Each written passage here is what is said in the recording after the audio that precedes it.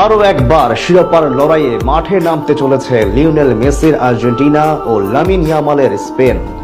বিশ্বকাপ ফাইনালের লড়াই শেষ হতে না হতে আবারও একে অপরের মুখোমুখি হতে চলেছে ইউরো ও কোপার চ্যাম্পিয়নরা।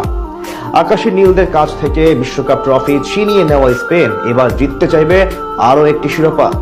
অন্যদিকে মেসিদের কাছে সুযোগ থাকছে ফাইনাল হারের বদলা নেওয়ার।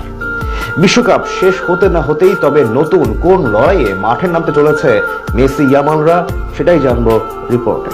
স্পেনের বিপক্ষে ফাইনাল হারের ক্ষত এখনো শুকায়নি আকাশ নীলদের। ফেরান তোরেসের একমাত্র গোলে বিশ্বকাপ ট্রফি হাতছাড়া হয়েছে আলবিসেলেস্তেদের। আবারও ফাইনাল হারের বেদনা নিয়ে মাঠ ছাড়তে হয়েছে লিওনেল মেসিকে। তবে বিশ্বকাপ ফাইনাল হারের ক্ষত না শুকানোর আগেই আবারও সেই স্পেনের বিপক্ষে মাঠে নামতে চলেছে লিওনেল স্কালোনির দল।